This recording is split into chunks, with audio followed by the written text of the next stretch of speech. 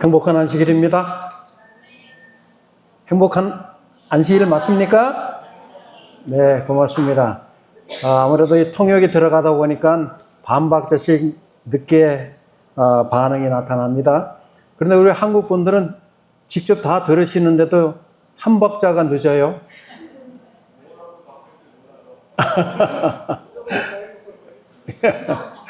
예, 오늘도 우리 하나님께서 이곳에 참석하신 여러분들 모두에게 하늘의 풍성한 은혜와 축복이 임하시게 되기를 간절히 기원합니다. 오늘 여러분들과 함께 살펴볼 내용은 제목이 무엇입니까? 한번 크게 읽어봐 주시겠습니까? 시작. 그곳에는 내 마음도 있느니라 라고 하는 것입니다. 혹 여러분들 마음속에 중요한 것이 있다면 무엇이 있을까요? 여러분들 마음 가운데에. 여러분들의 마음 속에는 좋은 것들이 많은 것 같아요? 안 좋은 것들이 많은 것 같아요?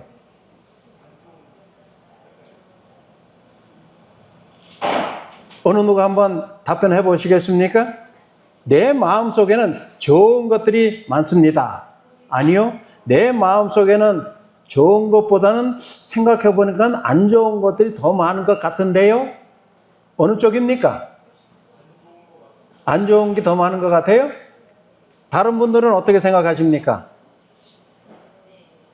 우리 필리핀 친구들 어때요? 안 좋은 게 많아요? 좋은 게 많아요? Good things. 좋은 것들이 많아요. 감사합니다. 사실 우리가 바라기는 내 자신의 마음 속에는 좋은 것들이 많았으면 좋겠다 이런 생각을 갖고 있는데 실질적으로 하나하나 자세히 살펴보면 우리 한장로님 말씀하신 대로 안 좋은 것들이 또 많을 수도 있습니다. 자, 오늘 중요한 이야기가 하나 나타납니다. 여기 보면 마태복음 6장 20절 21절에 있는 성경 말씀을 함께 읽어보겠습니다. 우리 외국 친구들은 이 영어로 읽으시고 한국 분들은 한국말로 읽어주시면 되겠습니다. 시작. 오직 너희를 위하여 보물을 하늘에 쌓아두라. 거기는 좀이나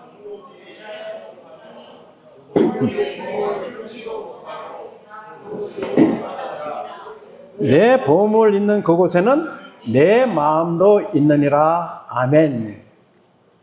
여러분들 마음속에 무엇이 있느냐에 따라서 여러분들이 많은 시간 생각을 하게 되고 또 생각을 한 것이 여러분들의 행동으로 나타나게 되는 것입니다. 그렇기 때문에 이 성경 말씀이 강조하고 있는 것은 과연 우리들 마음속에 내 자신의 마음속에 어떤 귀한 것들이 있는가?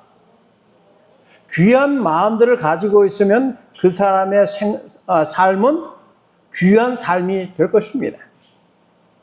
그런데 때로는 남을 속이고 남을 속여서 내가 무엇인가 이익을 창출해 내고자 하고 그것으로 살아가는 사람들도 많지는 않지만은 있습니다. 그 의미는 다른 사람들을 잘못하게 해야 내가 살 수 있다고 하는 것입니다. 그런데 그러한 마음은 성경에서 잘못된 것이라고 우리에게 여러 번 강조하고 있습니다. 예수님께서 이 땅에 오신 목적은 바로 우리가 어떠한 삶을 살아야 되는지에 대해서 말씀을 하고 계십니다. 예수님께서 우리 삶의 모본자다라고 하는 생각을 여러분들 갖고 계십니까? 그렇습니다. 예수님께서 이 땅에서 어떠한 삶을 사셨는가를 깊이 생각해 보는 것은 그래서 중요해요. 왜냐하면 예수님은 우리의 무엇이라고요? 예수님은 우리의 모본자가 되시기 때문에 모본자가 되신다. 모본자의 의미는 나도 할 수 있다라고 하는 하나의 긍정적인 마음을 형성하게 합니다. 모본자다라고 표현을 하면서 결코 따라갈 수 없는 우리보다 훨씬 높은 차원에서의 삶의 모습을 보여주신 분을 우리에게 따라가라, 따라오라 라고 하면 우리가 따라갈 수 있겠습니까? 못 따라가요. 이미 엄청난 차이가 주어져 있기 때문에 결코 따라갈 수가 없어요. 그런데 예수님께서는 성경에서 가르치고 있는 가장 중요한 교훈은 예수님은 모든 사람들의 모본자가 되신다라고 하는 것입니다. 그 의미는 나도 예수님처럼 살 수 있다 없다. 그렇습니다. 나도 예수님처럼 살 수 있다라고 하는 것을 강조해 주고 있는 것입니다. 그래서 여러분들, 때로는 내가 힘이 들고 그 힘이 너무 들어서 모든 것을 다 포기하고 싶을 때가 설령 있다 할지라도 그럴 때는 누구를 바라봐야 돼요? 누구를 바라봐야 돼요? 예수님을 바라봐야 됩니다. 나처럼 힘들었을 때 예수님은 어떻게 하셨을까? 너무나도 그 짐이 무거워가지고 나 혼자서는 일어설 수 없을 때 예수님은 그러한 상황 가운데서 어떻게 하셨을까? 어떻게 그 무거운 짐을 훌훌 털어버리고 일어나서 걸어가셨을까? 그러한 답이 이 성경에 있을까요? 없을까요? 있어요? 없어요? 있습니다. 있어도 한두 개 있는 것이 아니라 무수히 많이 있습니다. 그렇기 때문에 우리는 이 성경 말씀을 매일의 양식으로, 매일의 음식으로 어떻게 해요? 섭취를 해야만 되는 것입니다.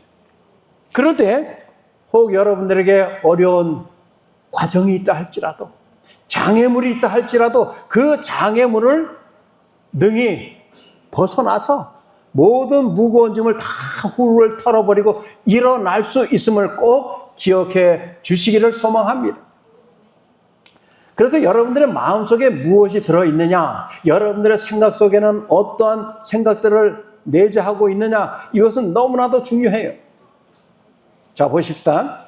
이 러시아의 한 상황이 나타나 있는데, 이 러시아의 국민 총생산, 러시아라고 하는 한 나라에서 국민의 총 생산량의 몇 퍼센트를 공산당 간부들이 가지고 있다고요? 85%. 85%면 많아요, 적어요? 큽니까, 적습니까? 아주 커요. 여러분, 이 사회주의, 즉 공산주의에서 내세우고 있는 슬로건이 무엇입니까? 함께 공평하게 잘 먹고 잘 살자라고 하는 것인데, 국민 총 생산량의 85%를 이 공산당 간부들이 가지고 있다라고 하는 것은 나머지 15%의 국민들은 너무나도 힘든 삶을 살고 있습니다 라고 하는 하나의 증거가 되는 것입니다.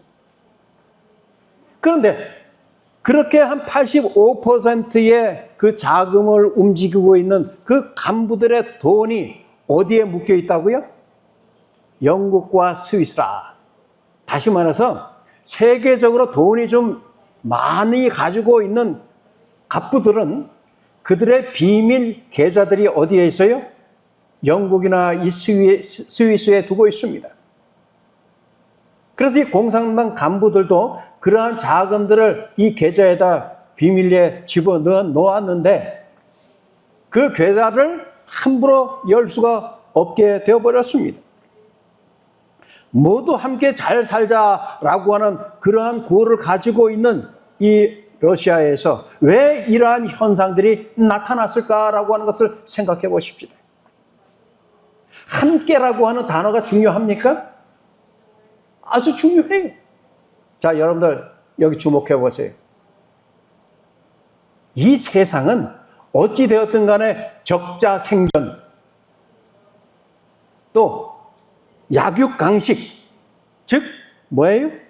힘이 있는 자만이 살 수 있다라고 하는, 그래 나만 잘 먹고 잘 살면 되지 라고 하는 생각을 가지고 계신 분들 손 들어보세요. 솔직하게 여러분들의 마음의 표현을 한번 해보세요. 내가 뭐 어떤 살신성인의 정신을 가지고 있는 사람도 아니고 다른 사람 생각할 여유도 없고 그냥 나만 잘 먹고 잘 살면 되지 뭐 다른 사람까지 내가 생각해야만 되는가? 그렇습니까? 반대로 비록 내가 조금 덜 먹고 덜 쓴다 할지라도 다른 사람들과 함께 나누어 쓰고 나누어 먹고 모든 것을 나누어서 활용하며 살아야 되겠다라고 생각하고 그러한 삶을 살고 계신가요? 전자입니까? 후자입니까? 후자예요? 정말 감사합니다. 그런데 그렇게 하려고 마음만 먹었어요? 아니면 그러한 삶을 살고 있어요? 반반이에요? 어떻게 보면은 제일 쉬운 방법은 남을 생각하지 아니하고 그냥 나만이라도 잘 살자. 이렇게 생각하며 사는 것이 조금은 쉬울 수가 있습니다. 그런데 함께 나누어 쓰고 모든 것을 함께 한다라고 하는 것은 어떻게 보면 거추장스러워요. 힘이 들어요. 피곤합니다. 그래서 꽤 많은 사람들이 그렇게 살고자 하는 방법을 피해요. 그런데 예수님께서는 어떻게 사셨어요? 어렵고 힘들고 무엇인가 다른 사람의 도움이 없이는 살아가기가 힘든 자들을 예수님은 찾아다니셨다고 하는 것입니다. 그들에게 도움의 손길을 베풀어 주셨다고 하는 것입니다. 오늘 우리 이 한인교회가 예수님께서 우리의 모범자이시고 예수님께서 사셨던 그 모습을 우리가 배우고 그 방법대로 살길 원한다면 예수님이 어떻게 사셨는가를 말씀을 통하여 공부를 해보면 돼요. 예수님이 어떤 삶을 사셨다고요? 도움이 필요한 자를 위하여 찾아 나섰고 나선 것으로 끝난 것이 아니라 그들의 무엇을 충족시켜 주셨어요? 필요한 것을 채워주셨다고 하는 것입니다. 인간의 마음속에 있는 이기심, 그러한 이기심이 함께라고 하는 공동체 형성을 깨트려 버린 것입니다. 그냥 나만 잘 살면 돼. 오늘 우리 한인 교과반에서는 잠깐 이야기를 나누었었는데 아브라함에 대한 이야기입니다. 아브라함이 이삭을 데리고 어디로 갔어요? 모리아 산으로 갔습니다. 왜요? 이 이삭은 아브라함이 몇 세 때 얻은 귀한 아들이라고요? 예? 크게 얘기해 보세요. 100세. 그럼 사라의 나이는 그때 90이었어요. 그리고 나서 사라가 몇 세에 죽었어요? 127세에 죽었어요. 그럼 이 이삭이 제물로 바쳐질 때 나이가 어느 정도 되었습니까? 아까 질문이 나왔죠? 성경에서 정확하게 몇 세에 이삭이 모리아 산으로 번제를 드리러 올라갔다라고 하는 말씀이 있습니까? 없습니까? 없어요. 그래서 우리는 늘 오래전부터 목사님들의 설교나 성경을 가르치는 분들에 의하면 당시에 이삭의 나이가 몇 세쯤 되었다? 예? 16세, 17세 정도 되었을 것이다 라고 하는 이야기를 듣고 그런가 보다 하고 계속 왔잖아요, 지금까지. 그래서 아까도 뭐 그 정도 되지 않았을까 그런 얘기 했었지요.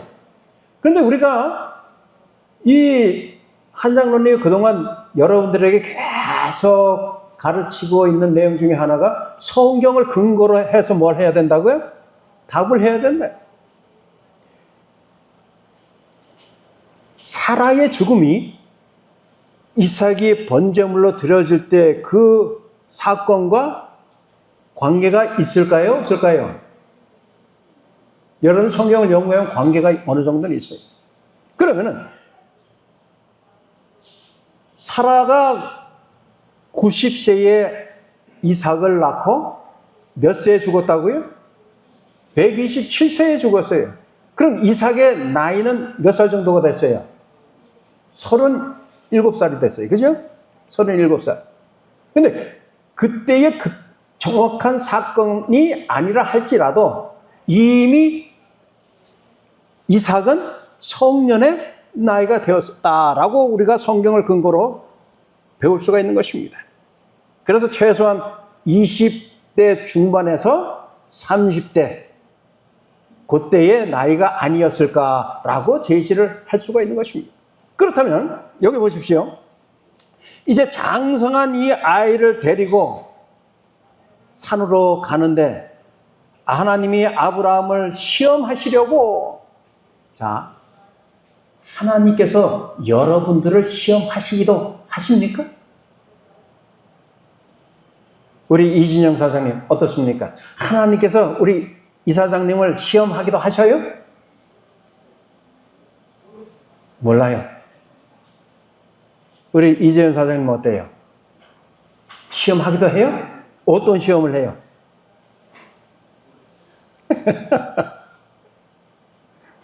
How about other people's?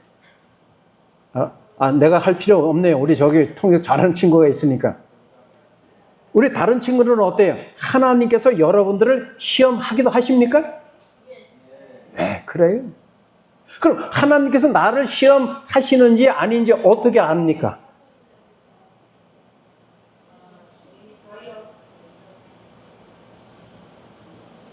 뭐라 그래요? 시련을 통해서. 하나님께서 나에게 시련, 어려움을 주신단 말이에요. 어려운 과정을 허락하신단 말이에요. 그러면 그 어려운 시련을 내가 어떻게 이겨납니까? 이길 때가 많아요? 질 때가 많아요? 쉽지는 않아요. 그렇죠? 그런데 정말 내가 하나님을 신뢰하는 마음이 깊이 내재되어 있다면은 그 시련을 누구를 통해서 이겨내려고 합니까? 그래요. 하나님을 통해서요. 하나님께서만이 그 시련을 나로 하여금 이기게 해 주실 분이다 라고 하는 사실을 알고 있기 때문에 그 방향으로만 가는 것입니다. 내가 할 수 있으니까. 힘들지만 내가 해야지. 내가 하고야 말 거야. 아무리 강하게 마음을 먹지만은 그것이 잘 돼요, 안 돼요? 잘 되질 않습니다. 지혜로운 사람은, 현명한 사람은 어려움이 닥칠 때에 어느 분 앞에 나아가는 거예요. 하나님 앞으로 가는 사람. 그러한 사람이 가장 지혜로운 사람입니다. 바보 같은 질문 한번 해볼까요? 하나님이 계셔요? 안 계셔요? 하나님이 계시다고 믿는 분 손 들어보세요.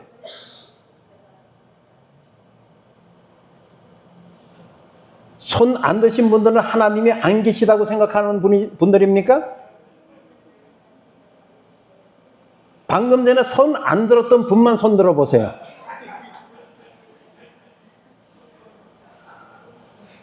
이분들은 하나님이 안 계신다고 믿습니까? 하나님이 계시다라고 생각하시는 분들은 아멘 하시기 바랍니다. 그렇습니다. 하나님은 어떻게 해요? 분명히 계셔요. 그렇기 때문에 나에게 시험을 허락하시는 분도 누구고요? 하나님이시고. 왜? 하나님께서는 누구도 시험하셨다 그랬어요? 방금 이 성경절에서 아브라함도 시험하셨어요. 시험을 하셨는데 그 아브라함이 시험에 승리했어요? 패배했어요? 승리하셨어요. 하나님 말씀, 하나님께서 시험하신 그 내용에 순종을 하였습니다. 그래서 마지막에 보면 내게 지시하는 한 산 거기서 그를 번제로 드리라. 여러분 한번 내가 아브라함이다 라고 하는 생각을 해보시길 바랍니다. 하나님께서는 아브라함아 내가 나를 사랑하느냐라고 질문을 하셔요. 베드로에게도 예수님께서 내가 나를 사랑하느냐라고 하는 질문을 하셨지요. 그럴 때 베드로가 무엇이라고 답변했어요?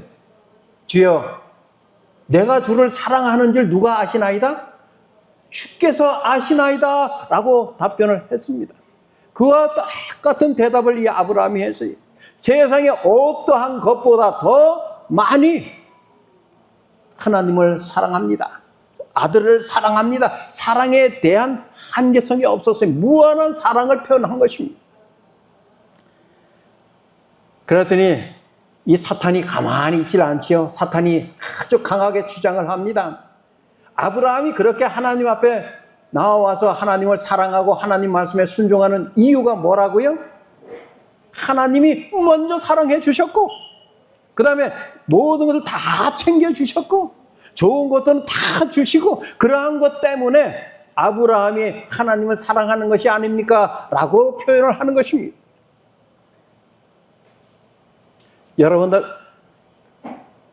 우리 모든 분들은 우리 김 장로님을 사랑하십니까? 한 장로님 사랑하십니까? 우리 미스터 B를 사랑하십니까? 왜 사랑합니까?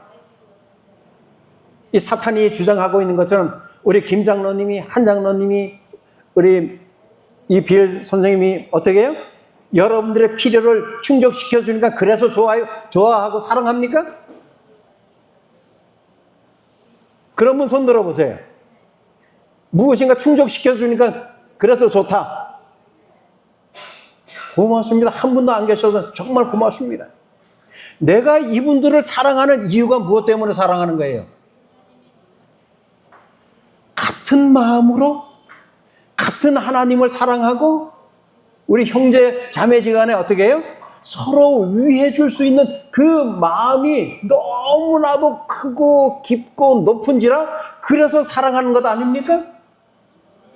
그렇습니다. 그 마음과 마음이 교차할 때 거기에서 일어나는 이 스파크는 어때요?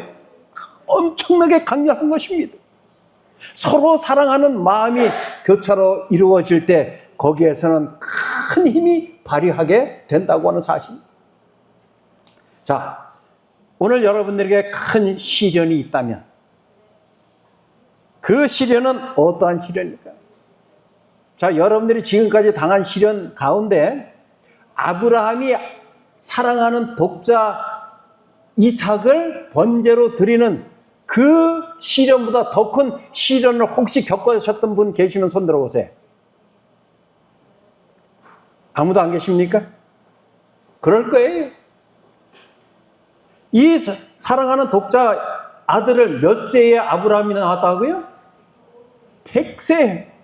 우리는 100세도 살지도 못하는 100세의 아들을 낳았어요. 그러니 그 아들이 얼마나 귀하겠어요. 근데 그 귀한 아들을 뭐 하라는 거예요? 죽이라는 거예요. 죽이라는. 그보다 더 큰 시련이 어디 있겠습니까? 그렇지? 아브라함에게 있어서 이삭은 노란색 글씨만 한번 보세요. 뭐라 그랬어요? 나의 생명보다 더 소중한. 여러분들의 생명이 소중합니까? 여러분들의 생명이 귀합니까? 물론 귀하죠. 그런데 나의 생명보다 더 귀중한 그 대상이 있다면 그게 누구라 그랬어요? 나의 아들이라고요. 내가 사랑하는 그 아들이라고요. 우리 이제 5월 달에 아이를 봉헌하려고 하는 이름이 뭔지 모르겠어요? 리자? 아들 사랑합니까? 딸을 사랑해요? 얼마큼 사랑해요?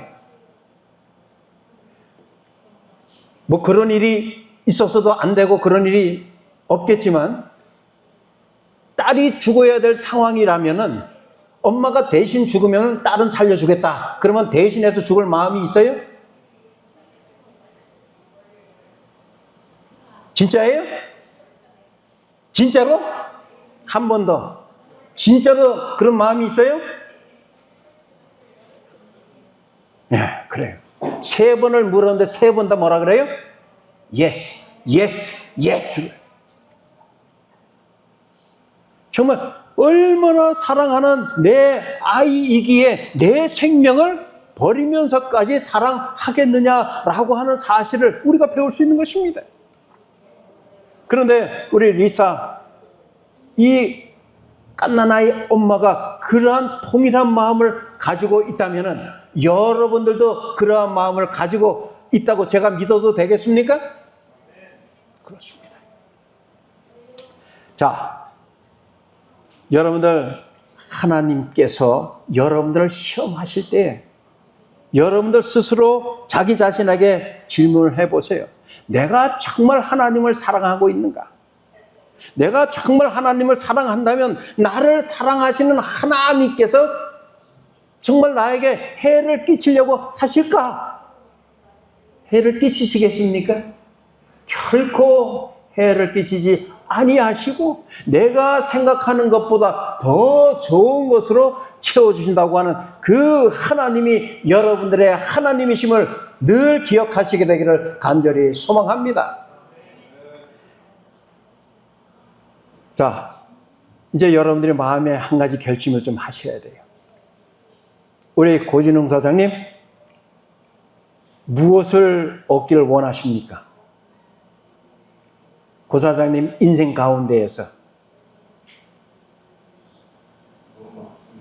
한 가지만 선택하세요. 욕심 내지 말고.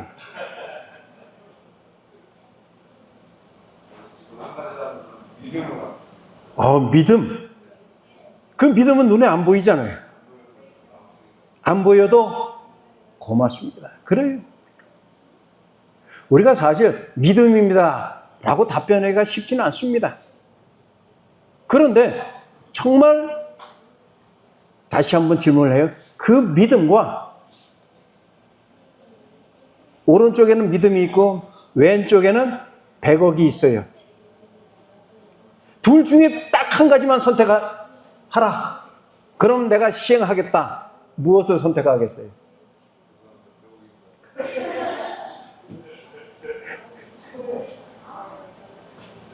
이렇게 우리의 마음이 어때요? 사람의 마음은 갈팡질팡하는 거예요. 무엇인가 계산적으로 나에게 유리하다라고 생각이 되어지면 내가 좋은 것, 진실인 것을 선택하였다 할지라도 마음이 움직여질 수 있음을 우리는 방금 봤어요. 그렇죠? 그러면은 100억이라고 하는 것은 크게 보이고 엄청나게 보여서 그게 있으면 내 미래의 삶이 어떻게 살 수 있을까 그려지지요? 그리고 나서는 결과적으로 어떻게 돼요? 죽어요. 죽으면은 한 줌의 죄가 되어서 없어져 버립니다. 그런데 믿음을 선택했어요. 내가 선택한 예수님을 끝까지 포기하지 않습니다. 그럼 세상에서는 세상 사람들이 생각하는 부귀영화된 그러한 삶이 아닐지라도 언젠가는 또 죽게 되겠죠? 그러면 그에게는 끝까지 믿음을 고수할 귀중한 선택을 하였으니 예수님께서 뭐라고 오실 때요? 몇째 부활에요? 첫째 부활에 참여할 수 있는 특권을 주시겠다고. 그는 영원히 사는 것입니다. 여러분들은 지혜로운 자가 되어야 됩니다. 시편 53편 1절에 보면은 어리석은 자는 하나님이 없다 하는도다 라고 선언을 하고 있어요. 하나님이 없다라고 선언하는 자는 자기 원하는 방식대로 살아갑니다. 지혜롭지 못합니다. 어리석은 자라고 표현을 하고 있습니다. 그래서 저는 이 시간 여러분들 지혜로운 자가 되셔서 하나님, 예수님을 여러분들 마음속에 두시고 가장 귀한 보화로 여기시면서 여러분들의 삶을 이어가시게 되기를 간절히 바라는 것입니다.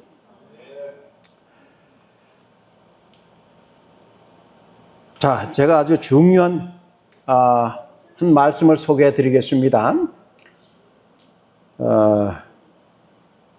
예수님께로 가는 그 계단이다 라고 하는 그러한 책인데요. 그 가운데 보면 그리스도께서 마음 안에 거하실 때의 심령은 그의 사랑과 그와 더불어 교통하는 기쁨으로 충만하게 되어 그를 그리워서 따르게 될 것이다.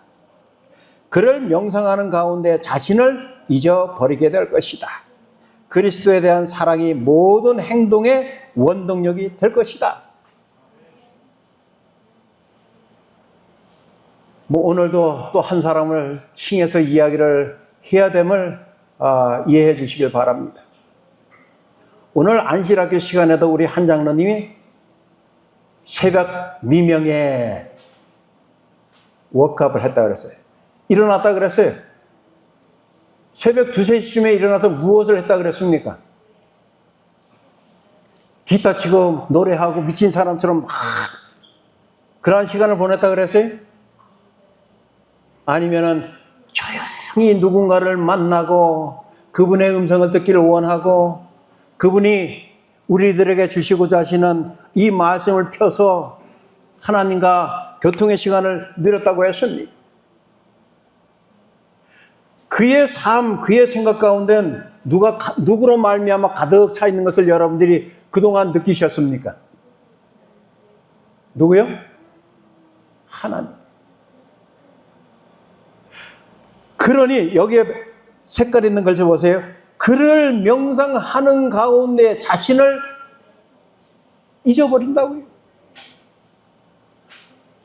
세상의 사업도 이제 곧 미국으로 가족을 만나러 갑니다. 한 3, 4주 정도 회사를 비우게 됩니다. 오히려 제가 걱정이 돼서 질문을 했어요. 그렇게 오랜 기간 이 사무실을 비우고 사업장을 떠나면은 어떻게 뭐라고 답변하는 줄 아십니까?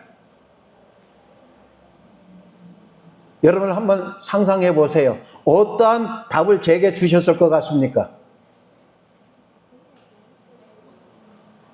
누가 관리하고 누가 책임져 주신다고요? 여러분 한번 답변해 보세요. 누구? 그렇습니다. 하나님께서 잘 이끌어 주실 것입니다. 인간적인 생각은 다 버렸어요. 우리 한국 분들 그 노래 가사 압니까? 앉으나 서나? 누구 생각이에요? 성화된 사람은 앉으나 서나? 하나님 생각이에요. 여러분들 따라해 봅시다. 한국 분들 앉으나 서나 하나님 생각. 뭐 앞에는 따라하고 뒤에는 왜 안 따라해요? 여러분들 항상 내 마음속에 하나님의 생각으로 가득 차 있으면은 자기 자신에 대한 두려움이 없어져요. 염려가 없어집니다. 이 아브라함도 인간적인 마음이 있어야 되지만은 그가 하나님을 전적으로 따르고 순종하는 마음이 있었기에 그 어려움을 하나님께서 분명히 해결해 주실 것이다 라고 하는 확신이 주어졌던 것입니다. 아브라함에게 있어서 그 당일 하루는 그의 인생사에서 가장 길었던 하루로 기억이 될 것이. 여러분들에게 있어서 어떤 하루는 빨리 지나간 것 같고 어떤 하루는 엄청 긴 것 같아요. 요즘 제가 이 필리핀에 와서 일주일에 이 시간이 왜 이렇게 빨리 지나가는지 모릅니다. 안식일 설교 끝나고 돌아가면 금방 또 설교 준비하기 시작해야 돼. 오늘 오후부터 또 준비를 합니다. 그러다 보면 수요일, 목요일 또 금방 와요. 그럼 또 안식일. 그래서 김 장로님한테도 이야기했고 한 장로님께도 아니 왜 이렇게 필리핀 시간이 빠르냐고. 한국에서도 물론 빨리 지나가는 것은 느꼈지만 훨씬 더 빨리 지나가는 것을 느낍니다. 그런데 아브라함은 당일 그 날만큼은 어떤 하루였다고요? 그의 인생사에서 가장 길었던 하루. 우리에게 있어서도 긴 시간처럼 느껴질 때는 어려웠던 일들이 있을 때예요.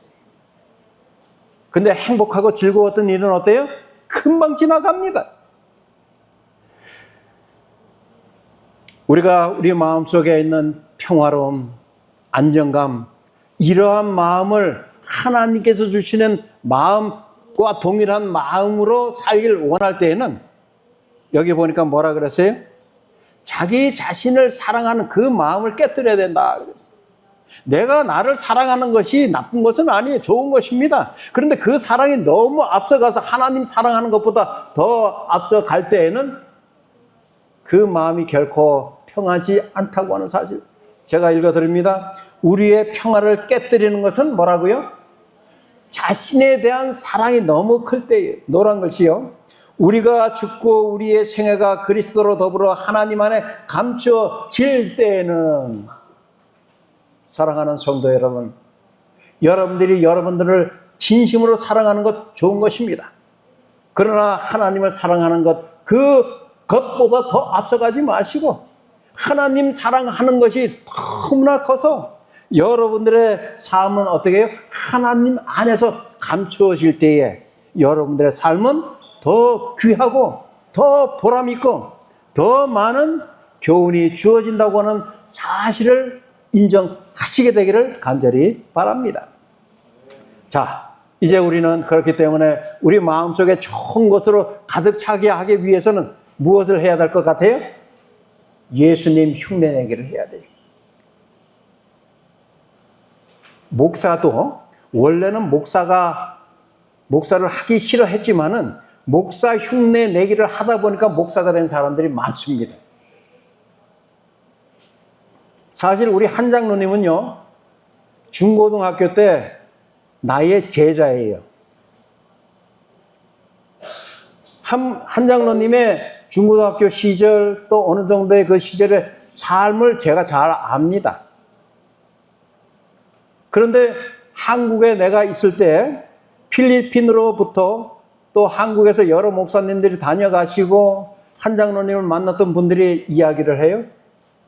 목사님, 한 장로님이 많이 변했어요. 옛날에 그 한 장로가 아니에요. 그 의미가 좋은 얘기예요? 안 좋은 얘기예요? 좋은 얘기예요? 그렇습니다.